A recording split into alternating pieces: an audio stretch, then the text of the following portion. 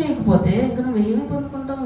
నీకు ఆ అనుభవం తెలియట్లా, ముందు ఆ రుచి తెలియట్లా, అందుకే సైలెంట్గా ఉంటావు. నీకు ఆరాధన అంటే అది పెద్ద ఏమనిపించదు. ఆరాధన అంటే ఏదో పాట పాడేసాడు, ఊగిపోతారు వీళ్ళు, ఒక 4-5 అంతే, మిగతా వాళ్ళు సైలెంట్గా ఉంటారు అనుకుంటున్నారు. నువ్వు ఆత్మతో, నువ్వు దేవుడితో, నువ్వు నీలో దేవుడు ఆత్మ పనిచేస్తే నువ్వు మౌనంగా ఆరాధించలేవు. నీ నోరు బిగ్గరగా స్తుతించింది, నీ చేతులు పనిచేస్తాయి, బిగ్గరగా కొడతావు చప్పట్లో. నీ ఒళ్ళు మైమర్చిపోయి నిన్ను మైమర్చిపోయి చేసేదా ఆరాధన. హల్లెలూయా. అలాంటి ఆరాధన అనుభవంలోకి మీరందరూ వచ్చును గాక. ఆమేన్. దేవునికి స్తోత్రం.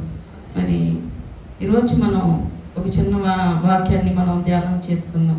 మనం మోషే గురించి మనం ధ్యానం చేస్తున్నాం కాబట్టి, మరి మోషే గారి గురించి మొన్న వారం కూడా చెప్పుకున్నాం. ఎక్కడ దాకా చెప్పుకున్నాం? 8వ అధ్యాయం 15వ వచనం నుండి మనం అక్కడ ఆపాము. ఫరో మళ్ళీ ఏమేమి అద్భుతాలు చేశాడండి? ఫస్ట్ ఏమో కర్ర పాముగా మారింది, అయినా మారలేదు. తర్వాత ఏమో నీళ్లు కంపు కొట్టింది, రక్తముగా మారింది. తర్వాత కప్పలు వచ్చేసి కంపు కొట్టింది, అయినా కూడా మారలేదు. ఇవన్నీ మనం ధ్యానిస్తున్నాం. ఇప్పుడు మనం 16వ అధ్యాయం నుంచి మనం చూసినట్లయితే, నేను చదువుతాను, బైబిల్లో ఉన్న వారు చూసుకోండి. మీరు మళ్ళీ ఇంకా సమయం లేదు కాబట్టి. అందుకు యెహోవా మోషేతో, నీవు నీ కర్ర చాపి ఈ దేశపు ధూళిని కొట్టుము, అది ఐగుప్తు దేశమందంతటా పేలగునని అహరోనుతో చెప్పమనగా వారు అట్లు చేసిరి. అహరోను తన కర్రను పట్టుకొని చెయ్యి చాపి ఆ దేశపు ధూళిని కొట్టినప్పుడు పేలు మనుషుల మీదను జంతువుల మీదను ఉండిను. ఐగుప్తు దేశమంతటా ఆ దేశపు ధూళి అంతయు పేలాయను. శకునుగాండ్రు కూడా పేలును పుట్టించవలనని తమ మంత్రముల చేత అట్లు చేసిరి గాని అది వారి వలన కాకపోయెను. పేలు మనుషుల మీద జంతువుల మీదను ఉండగా శకునుగాండ్రు ఇది దైవ శక్తి అని ఫరోతో చెప్పిరి. అయితే యెహోవా చెప్పినట్టు ఫరో హృదయము కఠినమాయెను, అతడు వారి మాట వినకపోయెను. దేవునికి స్తోత్రం కలుగును గాక. హల్లెలూయా. ఇక్కడ మనం చూసినట్లయితే ఈరోజు మరొక అద్భుతాన్ని దేవుడు చేయడానికి సిద్ధపడుతున్నాడు. మోషేతో అన్నాడు, మళ్ళీ నువ్వు వెళ్ళి ఫరోతో మాట్లాడు. ఎదురేంటి? దేవుడు తలుచుకుంటే దేనినైనా సృష్టించగలడు. అంటే కొన్ని పేరు అంటే వాటికి జీవం ఉంటుందా ఉండదా? ఇప్పుడు మన తలలో పేరు ఉంటాయి కదా, అలాగే పేరు పుట్టినాయి అంట. ఆ పేరు ఎలా పుట్టినాయి? ఎక్కడ చూసినా పేలే మొత్తం. మనకు ఒక తలలో కొన్ని పేర్లు ఉంటేనే నిద్ర పట్టదు, చిరాగ్గా ఉంటుంది. ఈ పేరు మొత్తం ఇళ్లలో ఎక్కడ మంచం మీద పడుకుంటే, పక్కల్లో బట్టల మీద ఎక్కడ చూసినా ఇట్లా తీస్తే ఇన్ని పేర్లు వస్తున్నాయి, ఇలా తీస్తే ఇన్ని పేర్లు వస్తున్నాయి. అలా ఉంది ఆ పరిస్థితి. ఏం చెయ్యాలో తెలియట్లా, అన్ని పేర్లు. వాళ్ళు కూడా ఏం చేశారు? మళ్ళీ ఆ ఐగుప్తు శకునుగాండ్రు కూడా పేరు పుట్టించాలి అని చెప్పి వీళ్ళు కూడా వచ్చి పేరు పుట్టిద్దామని చూశారు, కానీ వాళ్ళ వల్ల కాలేదంట. ఇక్కడ మనం ఒకటి గమనించాలి. నీళ్లు రక్తంగా మార్చినప్పుడు వాళ్ళు మార్చేశారు, కర్రను పాముగా మార్చినప్పుడు వాళ్ళు మార్చేశారు. ఇంకోటి ఏంటిది? అవి కూడా వాళ్ళు చేసేసారు. ఇప్పుడు ఇది ఎందుకు చేయలేకపోతున్నారంటే ఇది వాళ్ళ వల్ల కావట్లేదు. కొన్నిసార్లు మనలాగా కొన్నిసార్లు బయట వాళ్ళు కూడా చేయగలుగుతారు, మనం పొందుకునేది వాళ్ళు కూడా పొందుకోగలుగుతారు. కొన్ని మాత్రమే, అది కొన్ని పరిమితం ఉంటుంది, అన్నీ కాదండి. కొన్ని దైవ శక్తి చేత చేసే కార్యాలు ఉంటాయి, అది ఈ లోక సంబంధమైన వాళ్ళకి కుదరవు. పేరుకి జీవం ఉంటుంది, ప్రాణం ఉంటుంది. వాటిని పుట్టించడం, సృష్టించడం దేవుడికి మాత్రమే అయ్యే పని. ఈ శకునుగాండ్రికి అవ్వడం లేదు వాళ్ళకి, అందుకని వాళ్ళు ఫెయిల్ అయ్యారు. ఇంకేం చేయాలో తెలియక ఫరో చూశాడు, వీళ్ళు కూడా చేయలేకపోయారే అని డిసప్పాయింట్ అయిపోయి పాపం సరే ఇక కఠినపరుచుకున్నాడు. కొంతమందికి ఎన్ని బాధలు ఉన్నా సరే, ఎన్ని సమస్యలు ఉన్నా సరే, ఎన్ని రకాలుగా ఉన్నా సరే, వీళ్ళు కఠినపరుచుకొని హృదయాన్ని అలాగా అనుభవిస్తూ ఉంటారు ఆ కష్టాలని, బాధని. అంతేగాని మారాలి అనే మనసు రాదండి. దేవుని నమ్ముకోండి, మీరు దేవుళ్ళకు రండి, మీరు నెమ్మది కలిగిద్ది, బాధలు పోతాయి అని చెప్పవసరం లేదు. కానీ బాధలు ఎవరికైనా ఉంటాయి. కానీ ఆ బాధలను తట్టుకునే కృపని దేవుడిస్తాడు, ఆ ధైర్యాన్ని, నిబ్బరాన్ని దేవుడిస్తాడు. తీసివేస్తాడు కూడా కొన్ని సమయాల్లో. కానీ వినరు, కఠినపరుచుకుంటారు, ఎన్ని చెప్తారో. పొద్దున కూడా ఒక సహోదరి వచ్చి పాపం చాలా కష్టాలు చెప్పింది నాకు. ఆమె కనీసం ఒక అరగంట పైన చెప్పింది. కానీ దేవుని నమ్మకం అంటే ఏంటదా ఆమె ఎందు ఆమె చెప్పేసుకుని అమ్మయ్య ఇంకా నా బరువు దిగిపోయింది చెప్పేశా అనుకుని వెళ్ళిపోతారు తప్ప వాళ్ళు చెయ్యాల్సిన పరిష్కారం మార్గం మనం చెప్తే అది ఎన్నరు. వాళ్ళు చెప్పింది మనం వినేస్తే వాళ్ళకి తృప్తి, అంతే. ఇక అక్కడితో చాలా అనుకుంటారు. ఫరో మైండ్ సెట్ ఇది. అది పోవాలంటే ఏం చేయాలో, దానికి పరిష్కారం ఏంటో వాళ్ళకి తెలియదు, చెప్పినా వినరు. చాలామంది ఫరోలు ఉన్నారు ఈ రోజున ఎంత దినాలు ఇంకా ఎక్కువ మంది ఫరోలు ఉన్నారు. ఎందుకంటే ఎన్ని జరుగుతున్నా కఠినపరుచుకుంటూ ఉంటారు, కఠినమైపోతాడు. కుటుంబాలు కూలిపోతున్నా కఠినపరుచుకుంటారు. మాట మారరు, వినరు, ఎవరి మాట వినరు. స్థితి దిగజారిపోతున్నా కూడా మారమంటే మారరు. ఇంకా అట్టడికి వెళ్ళిపోతున్నా కూడా ఇలా కాదు, ఇలా చెయ్యొద్దు అంటే వినరు. ఆమె ఏం కాదులే అన్న మైండ్ సెట్ అనమాట. ఫరో మైండ్ సెట్ పనిచేస్తూ ఉంటుంది కొంతమందిలో. అది ఎప్పటికీ కూడా మనకు క్షేమం కాదండి. అందుకే మనం ఎప్పుడైనా కఠినపరుచుకుంటుంటే మనకేం గుర్తు రావాలంటే, మనలో ఫరో పని చేస్తున్నారా ఏంటి నా మైండ్ ఎలా ఆలోచిస్తున్నారని ఉపవాస ప్రార్థన చేసి, ప్రభా నా మాంసపు గుండె నాయన నాకు కఠినమైపోయింది అయ్యా, నా గుండె నాకు రాతి గుండె అయిపోయింది ప్రభా అని ఏడవాలి దేవుడి దగ్గర. అలా కఠినపరుచుకొని నువ్వు లైట్ తీసుకుంటే ఒకరోజు దిక్కు లేకుండా ఒంటరి పరిస్థితి ఎదుర్కోవాల్సి వస్తుందేమో. లేదా కొన్నిసార్లు ఎవ్వరు కూడా మన చుట్టూ బంధువులు ఉన్నా ఎవ్వరు మన తోడు ఉంటారు, ఒంటరిలో అయిపోతాం. ఫరోలాగా సడన్గా ఏదో ఒకటి మన జీవితంలో కూడా మనం ఫేస్ చేయాల్సి వస్తుంది. అందుకే దేవుడి మాట మన దగ్గరికి వచ్చినప్పుడు మనం లోబడడం చాలా ఆశీర్వాదకరం. ఫరోలాగా ఉండకూడదు.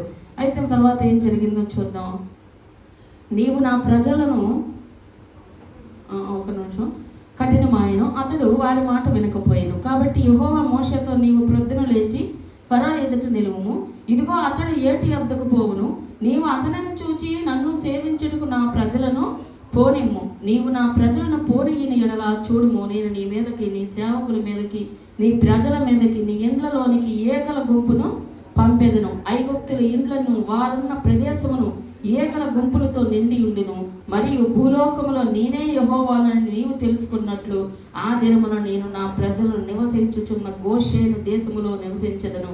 అక్కడ ఏగల గుంపులు ఉండవు. హల్లెలూయా. ఎంత అద్భుతమో చూడండి. ఇశ్రాయేలీలకేమో ఏగల గుంపులు పంపిస్తానంటున్నాడు. నా ప్రజలు ఐగుప్తు ప్రజలకేమో ఏగల గుంపులు వస్తాయి అని చెప్తున్నాడు.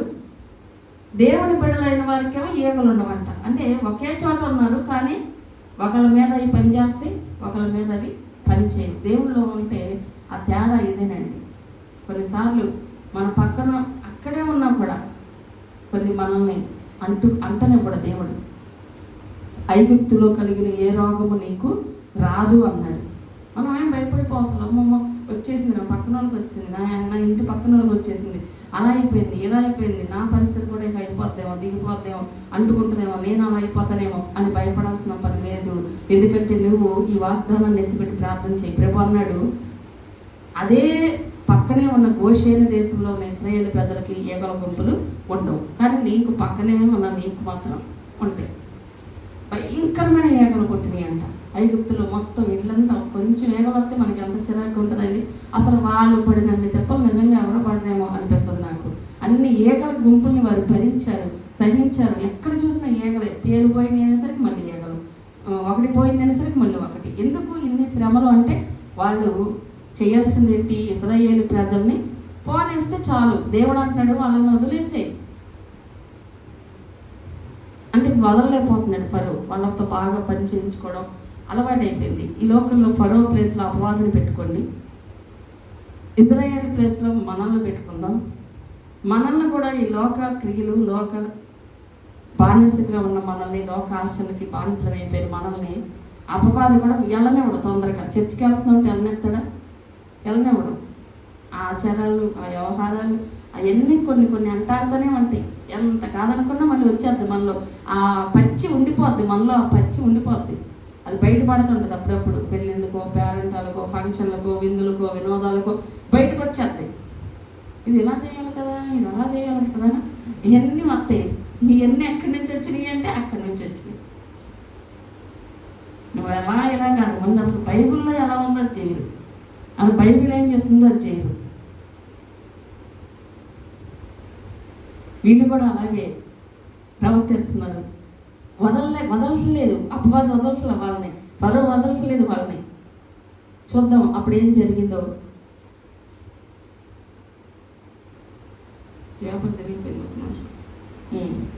ఐగుప్తుల ఇండ్లను వారున్న ప్రదేశంలో ఏగుల గుంపులు ఉండవని చెప్పాడు.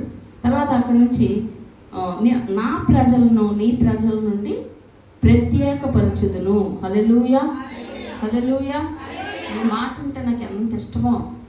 నా ప్రజలను నీ ప్రజల నుండి సపరేట్ చేస్తాను. దేవుని బిడ్డలైన వారు ఎప్పుడు ప్రత్యేకంగానే ఉండాలండి. ఉంటున్నామా? నిజంగా దేవుని రక్తంలో కడగబడిన మనం ప్రత్యేకంగా ఉంటున్నామా? వాళ్ళతో కలిసిపోతున్నామా? ప్రత్యేకంగా ఉండడం అంటే ఒక ప్రత్యేకమైన డ్రెస్ వేసుకోమన్నా, ఒక ప్రత్యేకమైన స్టైల్ మెయింటైన్ చేయమన్నా?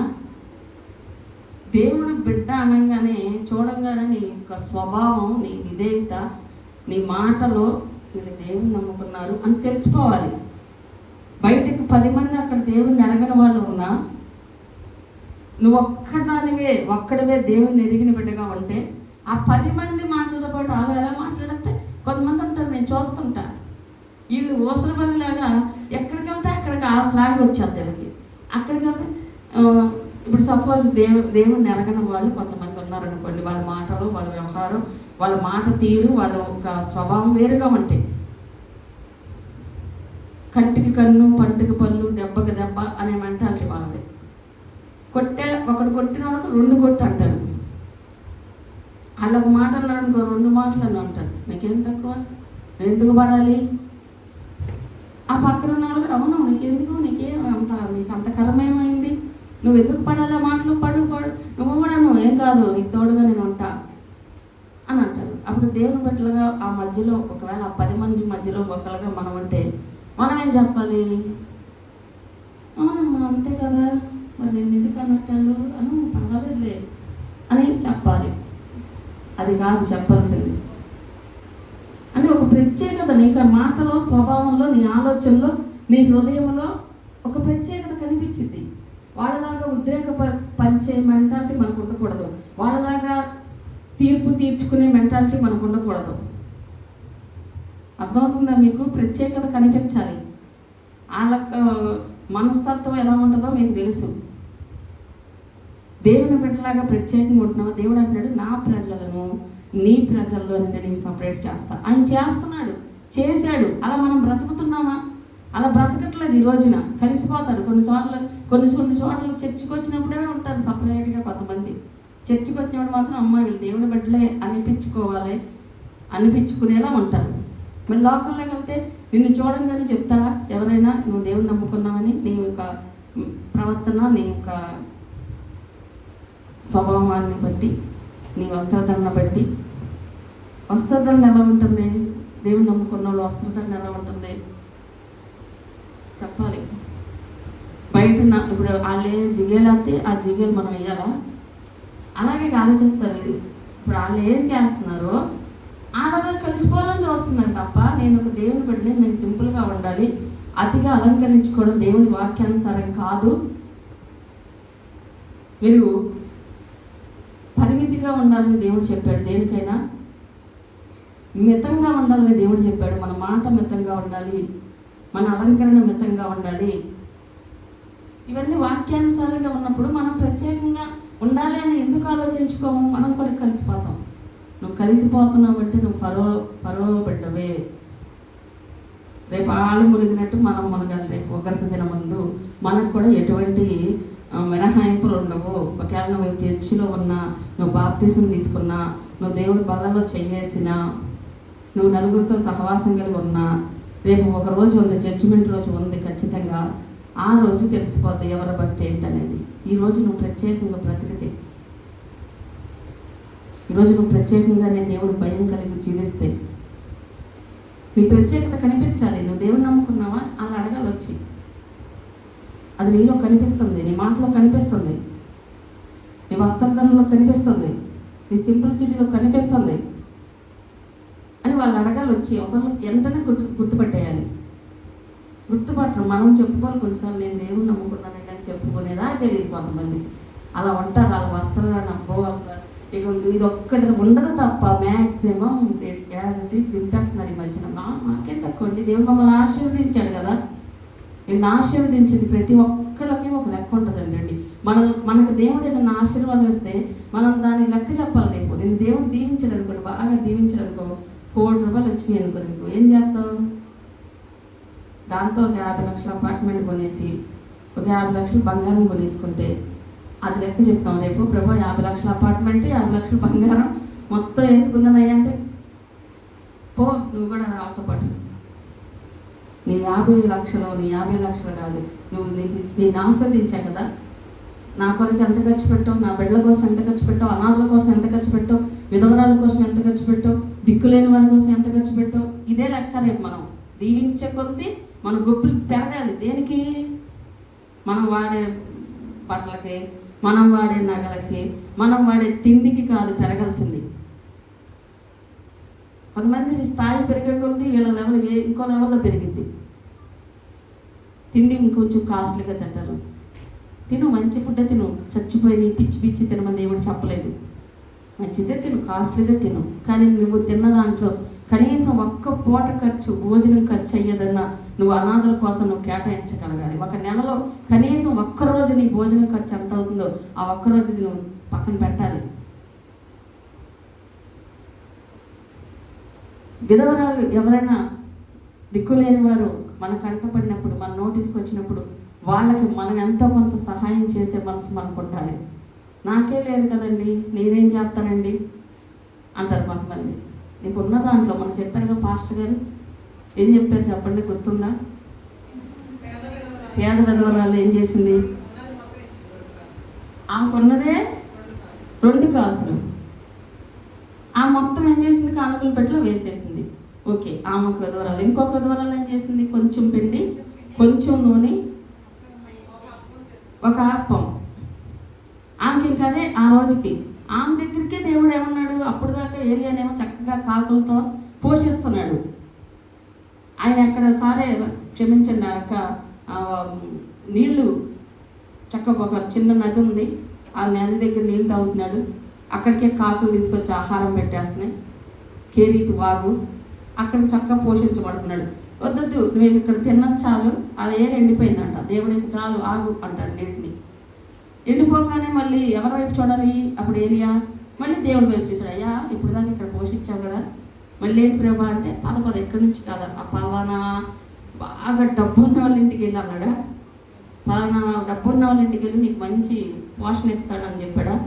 అసలు సేవకుడు నీ దగ్గరికి వస్తున్నాడు అంటే అది దేవుడు పంపిస్తేనే వస్తారు.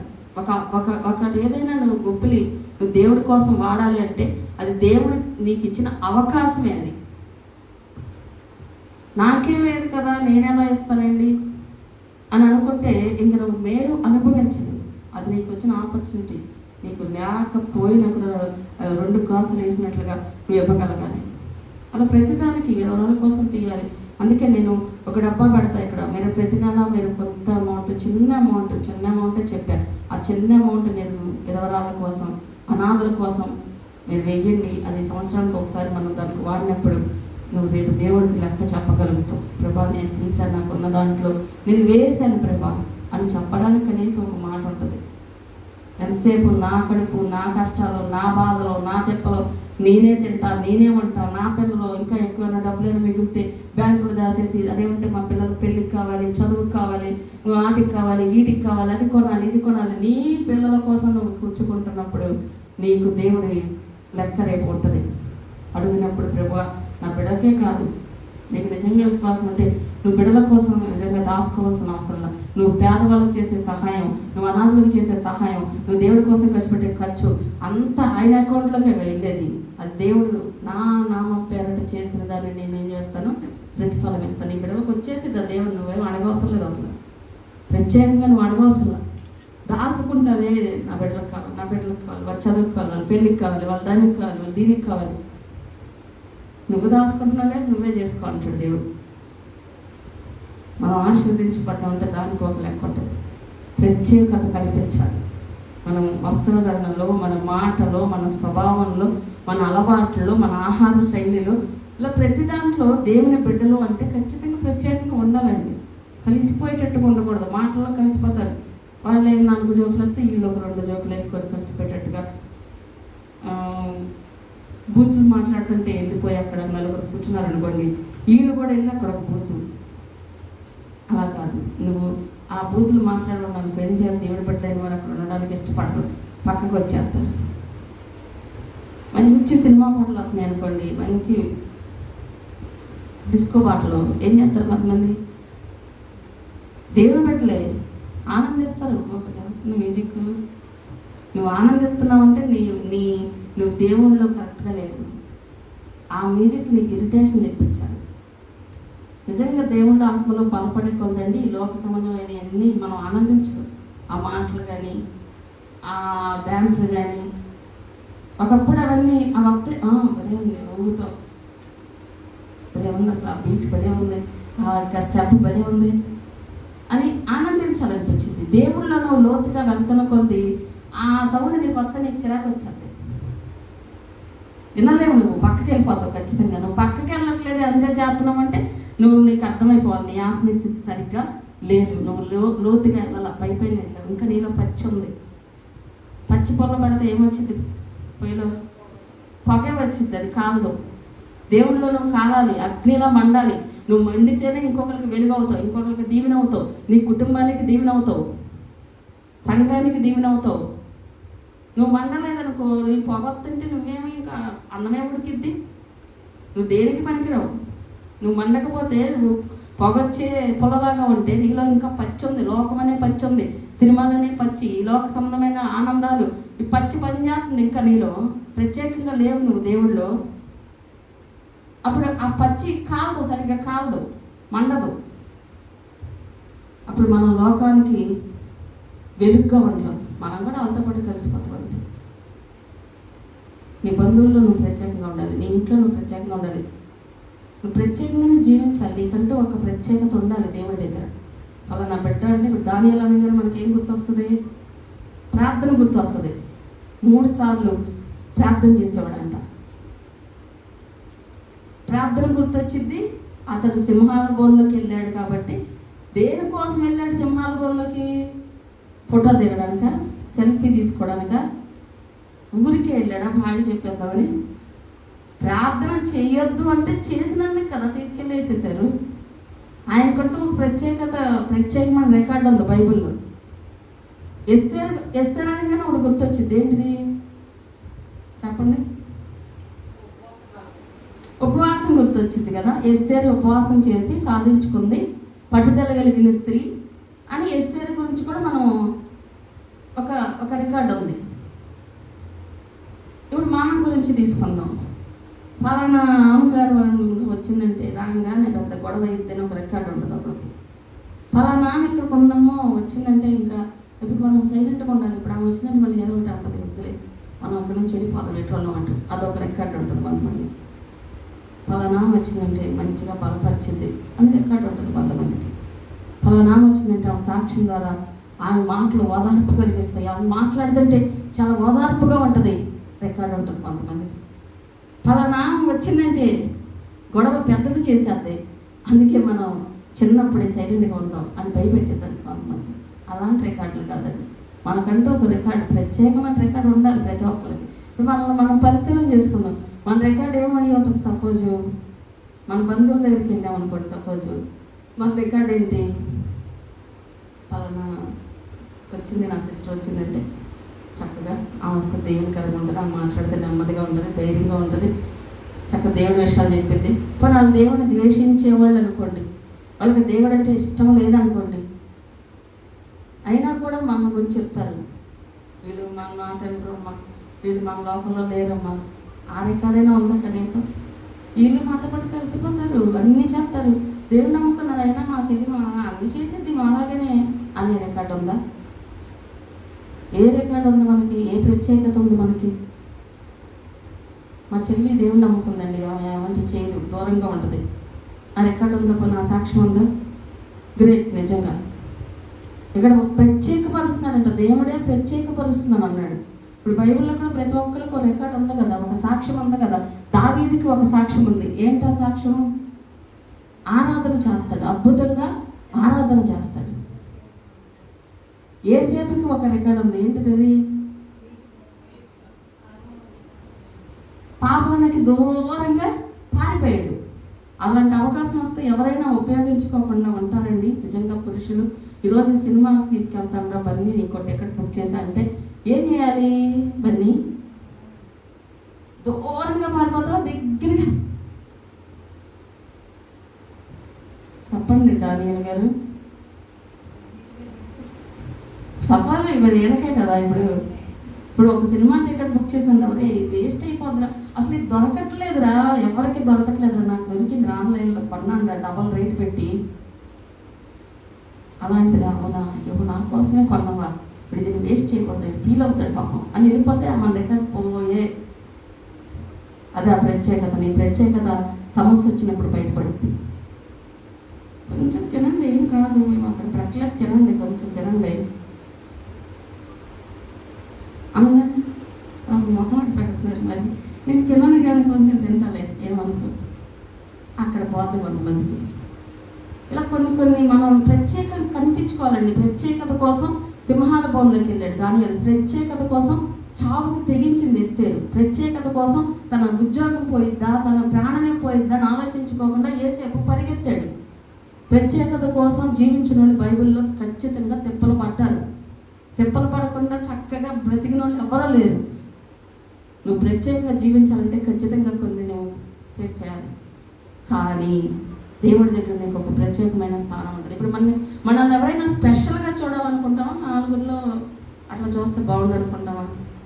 ప్రత్యేకంగా కోరుకుంటాంగా, బంధువులు మనం బాగా చూడాలి, స్నేహితులు మనల్ని బాగా చూడాలి, చర్చిలో సంఘం నన్ను బాగా చూడాలి, ప్రతి ఒక్కరు ఆశపడతారు. తప్పులేదు, నువ్వు ఆశపడి మంచిదే. కానీ అలా మనం బ్రతకాలి. మనకంటూ ప్రత్యేకమైన స్థానం ఉండాలి. పలానా సిస్టర్ బాగా పాడిద్ది, పలానా సిస్టర్ బాగా ప్రార్థన చేసిద్దమ్మా, ఏదైనా సమస్య వచ్చిందంటే సాధించేదాకా నిద్రపోదు, ఎన్నో ఉపవాసాలు చేసిద్దో.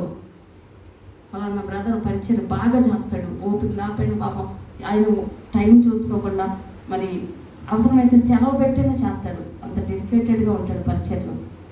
అది చెప్పే సాక్ష్యం మనకు కావాలి. మనకు అనుకూలమైతే పరిచయం చేసి, మనకు అనుకూలం కాకపోతే ఈరోజు నాకు పని ఉంది, నాకు కుదరదులే, అది కాదు. నీకంటూ ఒక ప్రత్యేకత, నువ్వు దానికోసమే నువ్వు బ్రతుకుతున్నావు అన్నట్లుగా ఉండాలి. మన పరిస్థితులను బట్టి, మన అనుకూలతను బట్టి మనం ఎప్పుడు కూడా ఏమీ చేయకూడదు.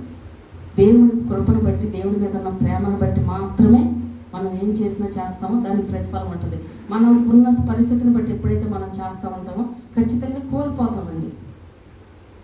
ఇక్కడ దేవుడు అంటున్నాడు, అందుకే నేను ప్రత్యేక పరుచుకుంటాను. దేవుడు ప్రజలను ఆయన ఎప్పుడు ప్రత్యేకంగానే పరుచుకుంటాడండి. ప్రత్యేకం చేస్తాడు, ఆయన ప్రత్యేకంగా చూస్తాడు, ప్రత్యేకమైన దీవెనలు ఇస్తాడు, ప్రత్యేకత చూడాలనుకుంటాడు, ఎక్స్పెక్ట్ చేస్తాడు. ప్రభు నా బిడ్డలో ప్రత్యేకంగా జీవించాలి అని ఎదురు చూస్తున్నప్పుడు మనం వాళ్ళతో పాటు కలిసిపోయి, వాళ్ళతో పాటు డాన్స్ చేసే వాళ్ళతో డాన్స్ చేసి, అది చేసే వాళ్ళతో ఇది చేసే వాళ్ళతో ఏది చేసే వాళ్ళతో వాళ్ళతో కలిసిపోతా ఉంటుంటే మనలో ప్రత్యేకత లేదని దేవుడు ఎంత బాధపడతాడో తెలుసా.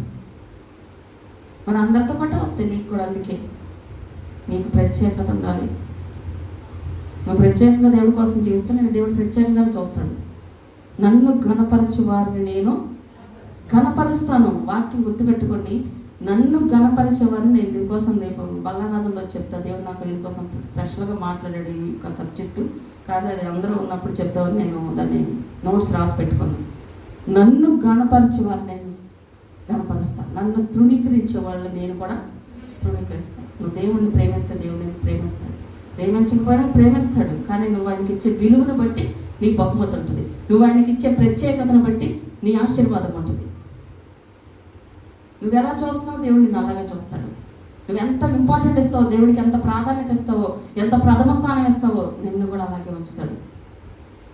ఇది మనం నేర్చుకోవాల్సింది. అందుకే ఇక్కడ ఫరో దగ్గర మరి ఫరోతో మరి మోషే మాట్లాడుతున్నాడు, నా ప్రజలను నీ ప్రజల నుండి ప్రత్యేకపరచుదును, రేపు ఈ సూచక్రియ జరుగుదును, యెహోవా సెలవిచ్చినట్టు నీవు చెప్పవలెను. యెహోవా అలాగూ చేసెను. బాధకరమైన ఈగల గుంపులు ఫరో ఇంటిని అతని సేవకుల ఇంట్లోకి వచ్చి ఐగుప్తు దేశమంతటా వ్యాపించెను. ఆ దేశము ఈగల గుంపుల వలన చెడిపోయెను. అప్పుడు ఫరో మోషే అహరోనులను పిలిపించి, మీరు వెళ్ళి ఈ దేశంలో మీ దేవునికి బలి అర్పించడని వారితో చెప్పగా, మోషే అట్లు చేయి తగదు, మా దేవుడైన యెహోవాకు మేము అర్పించవలసిన బలి ఐగుప్తీయులకు హేయము. ఇదిగో మేము ఐగుప్తీయులకు హేయమైన బలిని వారి కన్నుల ఎదుట అర్పించిన యెడల వారి మమ్మల్ని రాళ్ళతో కొట్టి చంపుదురు కదా.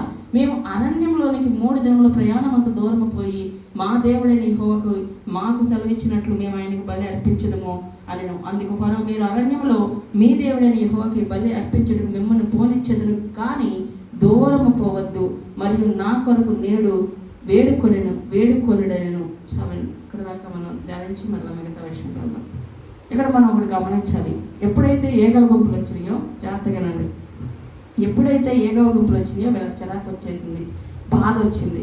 అప్పుడు అంటున్నారు, మోషేని పిలిపించి, మోషే ఓకే, వీళ్ళందరూ నేను పంపించేస్తా, ఈ బాధ నేను తట్టుకోలేకపోతున్నా, ఏగలు కప్పలు ఈ నీళ్లు ఈ గోలంతా నా వల్ల కావట్లేదు, కానీ మీ వాళ్ళని నేను పంపించేస్తా, కానీ కొంచెం పక్కకి వెళ్ళి బలి అర్పించండి, కొంచెం పక్కకి వెళ్ళి ప్రార్థన చేసుకోండి, కొంచెం పక్కకి వెళ్ళి మీరందరూ మీరు చెప్పిన మీ దేవుడిని ఆరాధించుకోండి అని అన్నాడంట. ఎక్కడికి వెళ్ళి?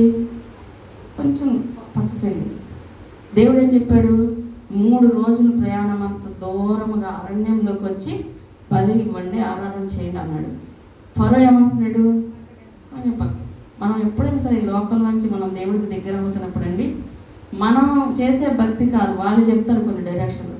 ఆదివారం వెళ్ళాలా, ప్రతి క్రమానికి వెళ్ళాలా, ప్రతి ప్రార్థనకి వెళ్ళాలా, ప్రతిరోజు ప్రార్థన చేయాలా, ప్రతి శనివారం ఉపవాసం చేయాలా, ఏ ఉపవాసం చేయకపోతే మీ దేవుడు స్వస్థపరచడా, ఏ ప్రార్థన చేయకపోతే మీ దేవుడు కాపాడడా? ఫరో మైండ్. వాళ్ళు చెప్పిన మాటలని మనం కూడా అవును కదా, నిజమే కదా అనుకోకూడదు తెలివి తక్కువలాగా. దేవుడు ఏం చెప్పాడో మనం అది చేసినప్పుడు దాని ప్రతిఫలాన్ని చూస్తాం. దేవుడు అన్నాడు 3 రోజుల ప్రయాణం అంత దూరం మీరు రావాలి, అవతలకు వచ్చి ప్రార్థన చేయండి, ఆరాధన చేయండి అన్నప్పుడు వీళ్ళు ఏం చేస్తున్నారు? ఫరో ఏమన్నాడు? మీరు అంత దూరం పోవద్దు అన్నప్పుడు, పోనీలే ఎట్టగొట్ట అవకాశం ఇచ్చాడు కదా, ఏదో ఒకటి చేసుకున్నాం, కాస్త దూరం వెళ్ళి అనుకుని రాజీ పడంటే ఈరోజు వాళ్ళకి విడుదల వచ్చేది కాదు. నో మేము అలా చెయ్యం. మోషే అంటున్నాడు, మేము అలా చెయ్యం, ఎందుకంటే మా దేవుడికి మేము బలి అర్పించినప్పుడు ఈ ఐగుప్తులకి అది ఇష్టం ఉండదు. వీళ్ళు మమ్మల్ని చూసి ఏం చేస్తారు? చులకనగా చెప్తారు, రాళ్ళేసి కొడతారు, మమ్మల్ని డిస్టర్బ్ చేస్తారు. ఇదంతా మాకెందుకు?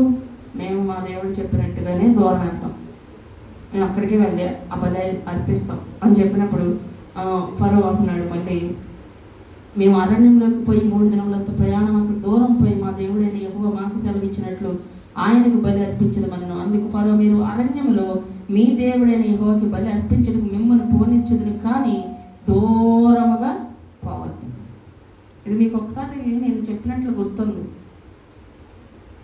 దూరంగా పోవద్దు అని చెప్తున్నాడు. ఓకే, మీరు పోనీ అరణ్యంలోకి వెళ్ళండి, 3 రోజులే బలి అర్పించండి, మీరు చెయ్యండి, కానీ దూరంగా పోవద్దు. ప్రార్థనకి వెళ్ళండి, మరి ఏమైనా ఇవ్వాలనుకుంటే ఇవ్వండి, పాటలు పాడండి, కోటాలు పెట్టుకోండి, అన్నీ చేయండి, బాప్తిసం మాత్రం తీసుకోవద్దు అన్నారు. ఈ రోజున ఫరో ఉన్నారా లేదా చెప్పండి? ప్రతి ఇంట్లో ఉంటారు. మనకు పెళ్ళిళ్ళు ఉన్నాయి కదా, మనకు కొన్ని కార్యక్రమాలు ఉన్నాయి కదా, మీరు అలా వెళ్ళండి, చర్చికి వెళ్ళద్దని నేను అంటలేదమ్మా, మీరు చర్చికి వెళ్ళండి, మీరు ప్రార్థన చేసుకోండి, మీరు కోటాలు కూడా పెట్టుకోండి, కానీ బాప్తిసం మాత్రం తీసుకోవాలండి, దూరం పోవద్దు. మీరు దూరం అయిపోతారేమో, దగ్గరగా ఉండండి లోకానికి, మీరు దూరం పోవద్దు. ఫరో ట్రాప్. ఇక్కడ కూడా మీరు అరణ్యంలోకి వెళ్ళండి, మీరు 3 రోజులు వెళ్ళండి, మీ దేవుడు చెప్పినట్టే వెళ్ళండి, కానీ దూరంగా పోవద్దు. దేనికి దూరం? ఫరోకి దూరం. లోకానికి దూరం అవ్వద్దు. సాంప్రదాయాలు విడిచిపెట్టబాకండి. ఈ మన సంబంధించినవి విడిచిపెట్టబాకండి. మనం చేయాల్సినవి కొన్ని ఉన్నాయి. చచ్చిపోయినప్పుడు చేయాల్సినవి కొన్ని ఉంటాయి. పెళ్ళిళ్ళప్పుడు చేయాల్సినవి కొన్ని ఉంటాయి. ఇంకా పిచ్చి పిచ్చి చేస్తూ ఉంటాం కదా, అవన్నీ ఉంటాయి. అవన్నీ చేయాల్సి వచ్చినప్పుడు మీరు ఏమన్నా మళ్ళీ మర్చిపోతారేమో. అలాంటివన్నీ ఉన్నాయని ఒక్కసారి గుర్తుపెట్టుకోండి. మీరు బాప్తిసం తీసేసుకుంటారేమో. ఇలాంటి బోధలు కొన్ని మనం వింటూ ఉంటాం కొన్నిసార్లు. ప్రతి ఇంట్లో ఈ బోధ ఉంటుందండి. పూజలు చేసి అన్యులుగా దేవుడిని ఎరగకుండా వచ్చి ప్రతి ఒక్కరికి ఉంటుంది. ఇక్కడ అలాంటి ఫేస్ చేసే ఉన్నాం. చేతులు చూపించండి. మా ఇంట్లో బాప్తిసం తీసుకుంటామంటే చక్కగా పంపించారన్న వాళ్ళు ఉన్నారా? చేయత్రే అందరికీ అంత బాగా మొదలుపడిందా? పూజలు చేసినోళ్ళు కదా ఇక్కడ ఉన్న వాళ్ళు ఎవరు? చిన్నప్పటి నుంచి పూజలు చేసినట్లే కదా, విగ్రహార్థం చేసిన వాళ్ళు కదా. దేవుడు బాప్తిసం తీసుకుంటారంటే ఏమన్నారు? మన ఇంట్లో అభ్యంతరాలు చేశారుగా. మా నాన్నైతే మహా మహా మహా చెప్పడానికి కూడా చాలా స్టోరీలు ఉంటాయి. చర్చికి వెళ్తానే ప్రతి ఆదివారం కొట్టేవాడు మా అమ్మని. ప్రతి ఆదివారం చర్చి నుంచి రాగానే మా అమ్మ మా నాన్న గొడవ అంటే మా అమ్మ తిరిగి చెప్పదలే, కానీ వాళ్ళిద్దరూ మంచం చుట్టూ తిరుగుతా ఈయన కొడతా ఉండేవాడు. తెల్లవారులు తిడతా ఉండేవాడు. మళ్ళీ ఆదివారం దాకా మా అమ్మలే బాప్తిసం మాత్రం తీసుకోవద్దు, చంపేస్తా అనేవాడు. సరే మా అమ్మ బాప్తిసం తీసుకునట్లేదని ఆమె నా పెళ్ళి అయిన తర్వాత నన్ను కూడా బాప్తిసం తీసుకుంటూ ఒప్పుకోను అన్నాడు. సరే పెళ్లి చేసుకున్నాక ఈయనేం చేస్తాడు, పెళ్లి చేసేసుకున్న ముందు బాప్తిసం కోసం పెళ్లి చేసుకున్నాను నేను. మా ఆయన అయితే ఒప్పించుకోవచ్చు, మా నాన్న మాత్రం ఒప్పించలేమని. వెళ్ళనివ్వరు, రానివ్వడు. ఫరోలు మన జీవితంలో అడుగున ఫరోలు. చాలామంది ఇప్పుడు సపోజ్ ఇప్పుడు యమనాసులు బాప్తిసం తీసుకోమంటే ఏమంటారు? వీళ్ళు ఏమంటారు? ఇంకా టైం ఉంది మాకు, రాత్రి డాను కూడా అనుకుంటాం ఏంటి అంతకు వచ్చాక తీసుకోండి. ఈలోపు ఏం చేస్తాడు ఈయనకి ఎలగబెట్టే రాజకార్యాలు ఉన్నాయో మరి తెలియదు. బాప్తిసం తీసుకోవడానికి అదేం ఒక మతమో ఇదో లేకపోతే ఏదో ఒక ఇది కాదండి. దేవుని రక్తంలో కడగబడ్డానికి ఆలస్యం చేయకూడదు. ఎప్పుడు ఏం జరుగుతుందో తెలుస్తుందా మనకి? ఏ క్షణం మనం బ్రతుకుతామో ఏమవుతామో తెలియదు. ఇప్పుడు ఒక సెకండ్ తర్వాత ఏం జరిగిద్దో కూడా మనం చెప్పలేం కదా. సడన్గా కుప్పకూలు చనిపోయినోడు లేరా? రక్షణ అనేది మన ఆత్మకి ఎంత అవసరం కాబట్టి అది ఎంత తొందరగా తీసుకుంటే అంత మంచిది. కొన్నిసార్లు మనకు రోగం వచ్చినప్పుడు డాక్టర్లు ఏం చెప్తారు? ఆపరేషన్ చేయాలమ్మా, ఎంత తొందరగా చేయించుకుంటే అంత మంచిదంటే మనం ఎంత ఆలస్యం చేస్తాం దానికోసం. డబ్బులు అప్పైనా చేసుకొని ఏదో ఒక దెబ్బలు పడి ఆపరేషన్ చేయించేసుకుంటాంగా. ఎందుకంటే మన ప్రాణం, మన శరీరం. కానీ ఇక్కడ ఆత్మ గురించి ఆలోచన లేదు. ఆపరేషన్ చేయకపోతే రోజు రోజుకి ఏమైంది? పెరిగిపోద్ది రోగం. అందుకని అది మనకు తెలుసు కాబట్టి, అది కనిపించింది కాబట్టి, ఆ రోగం పెరుగుతుందని మనకు తెలుసు కాబట్టి, అది మన కంటికి ఈ కంటికి కనిపించింది కాబట్టి మనం ఏమనుకుంటాం? అప్పు చేసైనా ఏదో ఒక రకంగా ఆపరేషన్ చేపిస్తాం. మరి మన ఆత్మ నశించిపోతుంది. ఇది ఎవరికి కనిపించదు. ఇక్కడ ఉండాలి ఆ కన్ను, ఇక్కడ ఉన్నవాడికి కనిపించింది. ఇది ఎంత అవసరం. ఈ కళ్ళతో చూస్తే కనబడదు. ఇప్పుడున్న జనాలందరూ ఈ కళ్ళతో చూస్తున్నారు. ఈ కళ్ళతో చూసేదానికి ఏముంది? మనం అయితే ఇంకొంచెం మనం ఎంత దూరం చూడగలుగుతాం? ఈ కళ్ళు ఉంటే మన వెనకాల కూడా చూడగలుగుతాం, మన పక్కన చూడగలుగుతాం, జరగబోయే కాలాన్ని చూడగలుగుతాం. ఎందుకంటే దేవుడు ఆత్మతో చూసే కన్నది. ఈ కళ్ళు అవసరం లేదు ఇప్పుడు జనాలకి. ఈ కళ్ళే చాలు. ఈ కళ్ళకి అందంగా ఉన్నది, ఈ కళ్ళకి నచ్చింది, ఈ కళ్ళకి ఏది గొప్పగా ఉందో, ఎంతసేపు ఈ కళ్ళు చూసి మోసపోయి ఎంతమంది ఎడుతున్నారండి. ఇప్పుడు పెళ్ళిళ్ళు చేసుకుంటారు కొంతమంది, బాగా నచ్చాడండి, బాగుందండి అంటారు. తర్వాత మెత్తగా తన్నాడు అనుకో, దేనికమ్మా చేసుకోవాలంటే బాగున్నాడు, అందంగా ఎర్రగా మహేష్ బాబులో ఉన్నాడని చేసుకున్నాను, నేను అయిపోద్ది అనుకోలేదు. అందం చూసి మోసపోకూడదు. అందం కాదు, ఆస్తులు చూడకూడదు. ఈ చూసాం అనుకోను ఖచ్చితంగా సుఖపడవు. ఇది చూడు దీన్ని అడుగు, ఈ ఆత్మను అడుగు. ఈ ఆత్మ చెప్పింది దేవుడు ఏం చెప్తాడంటే, పలానా బిడ్డ ఇగో మంచిగా ఉంటుంది, లైఫ్ చేసుకో అని చెప్తాడు. ఈ ఆత్మ కాకుండా ఈ కాలంతో చూసే ఉంటే ఖచ్చితంగా బాధపడతాం. కాబట్టి మన జీవితంలో ఈ ఆత్మకి రక్షణ ఎంత అవసరమో ఈ కళతో చూస్తే అర్థమైంది. కాబట్టి ఈ కళతో చూడగలిగిన వాళ్ళే ఉన్నారు ఈ రోజున అందరూ. నిజంగా అంత భక్తి పనులు ఉన్నారని చెప్పాలంటే లేదు. దేవుని బిడ్డలో కూడా ఖచ్చితంగా చెప్తున్నా, లేరు. అంత లోతుకి వెళ్ళట్ల భక్తి. సార్ సురేష్ గారు వాక్యం చెప్పారు సార్, అరికాళ్ళ లోతు మోకాళ్ళ లోతు, నడుము లోతు, తల మొత్తం మునిగిపోయాను. ఎరికాళ్ళ లోతే భక్తుల నుండి పోతున్నారు జనాలు. ఇంక మోకాళ్ళ లోతే ఏదో కొద్దో గొప్ప తెప్పలు పడి కాస్త వస్తున్నారు. ఇంకొంచెం ఎదిగి కొంతమంది పాపం అన్ని చేయించి ఇంట్లో గొడవలు పెట్టుకుని ఇంట్లో బంధువుల్లో మాటలు పడో ఏదో రకంగా తెప్పలు పడి మోకాళ్ళలో అనుభవంలోకి వచ్చేస్తున్నారు. మొత్తం మునిగిపోతే ఈ కన్ను తెరవబడింది. ఈ కన్ను తెరవబడితే నీకు అవతల వ్యక్తి మాట్లాడుతున్న మాటల లోపల ఏముందో చెప్తాడు దేవుడు. వాళ్ళ హృదయంలో ఏముందో చెప్తాడు. వాళ్ళు పైకి తేనెలాగా మాట్లాడినా వాళ్ళ హృదయంలో విషం ఉంటే ఆ విషయం నీకు కనబడుద్ది. కొంతమంది ద్వేషించేలా మనకి గైడెన్స్ ఇస్తూ ఉంటారు. నువ్వు ఇలా చెయ్యొద్దు, మనల్ని తిడతా ఉంటారు. మనం ఏమనుకుంటే వీళ్ళు ఎప్పుడు తిడతానే ఉంటారు, ఎప్పుడు నాకు సపోర్ట్గా మాట్లాడరు, వీళ్ళకి నేనంటే అస్సలు పడదేమో అనుకుంటావు. కానీ వాళ్ళని నిజంగా వాళ్ళ హృదయంలో ఏముంటుందో తెలుసా, నీ గురించి క్షేమం కోరుకుంటారని. అది మనకు కనపడదు, వాళ్ళ నోరే కనపడుద్ది, వాళ్ళ తిట్లే కనపడతాయి. ఈ కన్ను ఉండాలి. అందుకే ఈ కన్ను ఉంటే నువ్వు చూడగలుగుతావు, ఈ కన్ను ఉంటే నువ్వు వినగలుగుతావు. అందుకే సంఘముతో ఆత్మ చెబుతున్న మాట చెవి కలిగిన వాడు వినుగా. అంటే చెవులు ఉన్నాయి అందరికీ, మళ్ళీ చెవి ఆత్మీయ చెవి ఉండాలి, ఈ చెవి ఉండాలి. కొంతమందికి వాక్యం చెప్తుంటే వేరేలా అర్థమైంది, అసలు దానిలో ఉన్న మర్మం అర్థం కాదు. ఎందుకంటే వాళ్ళకి ఈ చెవి తినేస్తారు, ఈ చెవి పని చేయదు, అందుకే వాళ్ళకి వేరేలా అర్థమైంది. అందుకే ప్రభా నాకు ఆత్మ మనోనేత్రాలు ఆత్మీయ చెవులు ఇవ్వు నాయన అని అడుగు. అప్పుడు నీకు ఏది పాయింట్ అర్థం అవ్వాలో ఆ పాయింటే అర్థమైంది. అప్పుడు నీకెంత దీవెనో తెలుసా, అది నీ ఆత్మకి ఎంత దీవెనో తెలుసా. ఓకే, చూద్దాం. దూరంగా పోవద్దు అన్నాడు. ఫరో యొద్ద నుండి, ఒక నిమిషం, అందుకు మోషే నేను నీ యొద్ద నుండి వెళ్ళి రేపు ఈగల గుంపులు ఫరో యొద్ద నుండి అతని సేవకుల యొద్ద నుండి అతని జనుల యొద్ద నుండి తొలగిపోయినట్లు యెహోవాను వేడుకొందును. కానీ యెహోవాకి బలి అర్పించుటకు ఫరో జనులను పోనీక ఇంకను వంచన చేయకూడదని చెప్పి ఫరో యొద్ద నుండి బయలు వెళ్ళి యెహోవాను వేడుకొనెను. యెహోవా మోషే మాట చొప్పున చేయగా ఈగల గుంపులు ఫరో యొద్ద నుండి అతని సేవకుల యొద్ద నుండి అతని ప్రజల యొద్ద నుండి తొలగిపోయాను, ఒక్కటైనను నిలవలేదు. అయితే ఫరో సమయమును కూడా తన హృదయమును కఠినపరుచుకొని జనులను పోనీయుడయ్యను. హల్లెలూయా, హల్లెలూయా. మళ్ళీ మొదటికి వచ్చేసాడు మన ఫరో గారు. ఏమంటున్నాడు, మళ్ళీ ఈగల గుంపులన్నీ పోయాక, కష్టం అంతా పోయాక మళ్ళీ మాట అంటలా, మళ్ళీ వెళ్ళనివ్వట్లేదు వాళ్ళని, మళ్ళీ కఠినమైపోయింది నేను హృదయం. ఈగల గుంపులు తట్టుకోలేకేమో మీరు నా గురించి వేడుకోండి, నా రాజ్యం గురించి వేడుకోండి, ఈ ఈగలు భరించలేకపోతున్నాను, బాధలు భరించలేకపోతున్నాను, ఈ రోగం భరించలేకపోతున్నాను, నా కోసం ప్రార్థన చేయండి, నేను మాట వింటా, ఇక నుంచి నేను దేవుడు చెప్పినట్టు వింటా, నా కోసం ప్రార్థన చేయండి అని చెప్తారు. ప్రార్థన చేసి సమస్య పోగానే, రోగం పోగానే, బాధ పోగానే, గొడవ పోగానే, అన్ని సర్దుమడగానే మళ్ళీ ఏమొచ్చింది, ఇలాగే ఏమొచ్చిందండి, మళ్ళీ మామూలే. మొదటి మాయలోకి వచ్చింది, మళ్ళీ మామూలే. ఫరో మైండ్ సెట్ వచ్చేది. వెళ్దాం, మళ్ళీ ఏదో ఒక చొరకబడి మళ్ళీ ఏదో ఒక నష్టం జరిగితే అప్పుడు మళ్ళీ అనుకున్న తీర్మానం ప్రకారం చేస్తారు, లేదంటే చేయలేక.